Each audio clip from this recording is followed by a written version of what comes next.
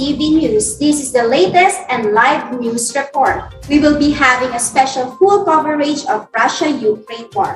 But first, to further know what really happened in this war and how it affects the international trade, we have Miss Katrina. Miss Katrina? Hi, this is Ina, and we will dive into the issue of Ukraine and Russia. Last month, as we all know, Russia has launched an attack against Ukraine, which appears to be a full-scale invasion. So where it all started, and how did their conflict begin? First, we must take note that Ukraine and Russia was a former member of the Soviet Union, which was dissolved last 1991. And in the year 2014, a pro-European revolution was made in Russia, and it forced out their president.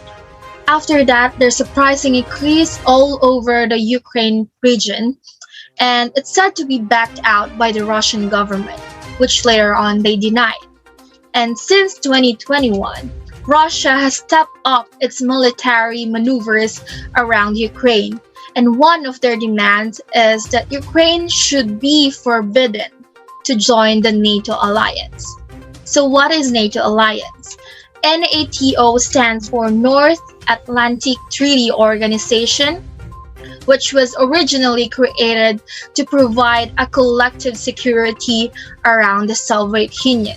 So throughout our news reporting, we will identify the effects of the issue between Russia and Ukraine and how it will also affect our global economy.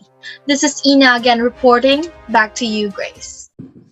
Thank you, Miss Katrina Arcede, for sharing your idea about this. And now let us look to the impacts of Ukraine and Russia war. To hear the news about the oil price increase, we have Miss Faith. Miss Faith? Hello, Grace. The economic impact of the Russia-Ukraine conflict. Ukraine will import 54 billion in commodities and export 49 billion in 2020.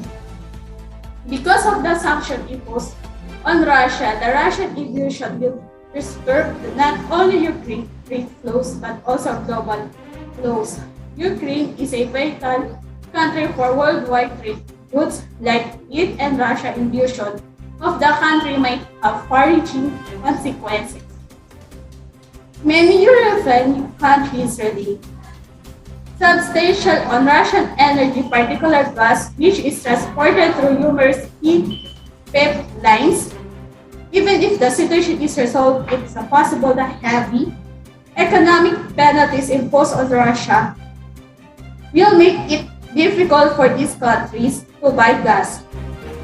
Meanwhile, oil prices soared on Wednesday as supply interruptions grew as a result of Russian financial penalties and trade hurried to find other trade sources in a market that was already tight. With global transportation already severely harpened following the pandemic, the conflict is likely to exacerbate that situation.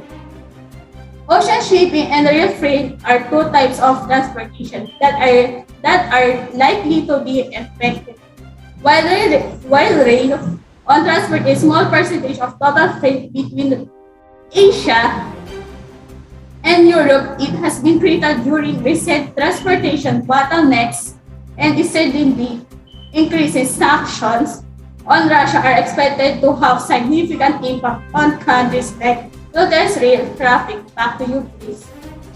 Thank you, Miss Faith. And now let us ask what is happening, and to elaborate regarding to vulnerable sectors, we have Miss Kim. Miss Kim? Automotive, transport, chemicals are the most vulnerable sectors.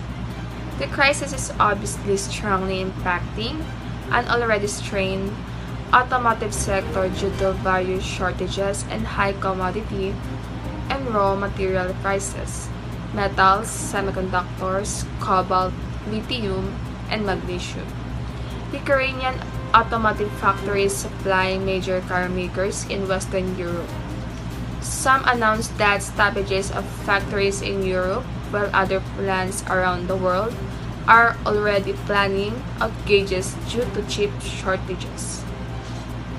Airlines and maritime freight companies will also suffer from higher fuel prices, airlines being the most at risk. First, fuel is estimated to account for about a third of their total cost.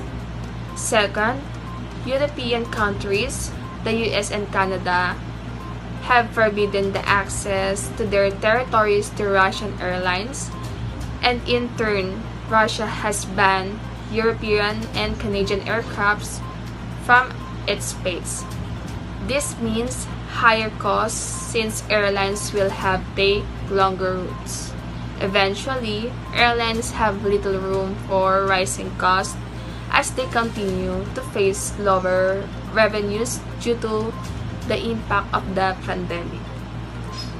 Rail freight will also be impacted. European companies are forbidden to do business with Russian railways, which will likely disrupt freight activity between Asia and Europe, transiting through Russia. We also expect feedstock for petrochemicals to be more expensive and the soaring prices of natural gas to impact the fertilizer markets, hence the whole agri-food industry. This is Kim Nicola Cozar reporting. Back to you, Grace. Thank you, Miss Kim. How about let's ask what is going on there, Miss Gian? Miss Gian? Yes, Grace. Russia is headed for one of its biggest inflation spikes this century after waves of sanctions over the invasion of Ukraine touched off the collapse of the ruble and disrupted trade. In the first full week since military offensive began late in February, prices for new domestic cars soared over 17%, and the cost of television set jumped 15%. Some medicine and vegetable became 5% to 7% more expensive in the 7 days ending March 4. All 6 major grocery categories became more expensive in February compared with the month before. In the index for meat, poultry, fish, and egg increased 1.2%. Measure for cereals and bakery products rose 1.1%. Rent climbed 0.6% in February compared with the month before, up slightly from January. For month, the rising cost of housing has flashed warning signs, especially since the cost of new homes and rents is not expected to come down once the pandemic ends or supply chains clear up. Inflation also continued to spread through household furnishing and operation, car insurance and airline fares, hotel up to 29%, furniture 17%, chicken 13%, and the new cars trucks 12%, saw the largest annual price increase on record. Overall, inflation in the period reached 2.2%, according to the report by Federal Statistics Service on Wednesday, the sharpest weekly increase since it started tracking the data in 2008 and more than double the previous records. On an annual basis, price growth was 10% as of March, according to the Economy Ministry. This is Gian Olives reporting. Thank you, Gian. And for our last coverage for this day, we will hear Miss Neldrin. Miss Neldrin Kabate? Good day, Grace. Ukraine has already received millions of donations from its allies.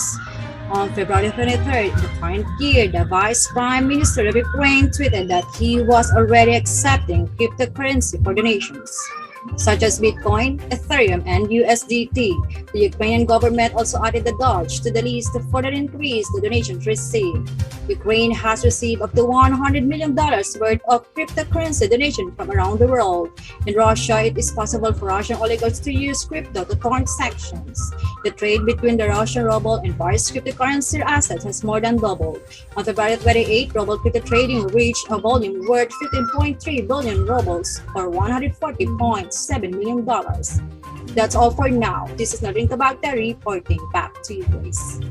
Thank you, Ms. Nelvin. Indeed, Ukraine-Russia war has its impact not only to the respective countries but also to our country, Philippines, and its international trade and business.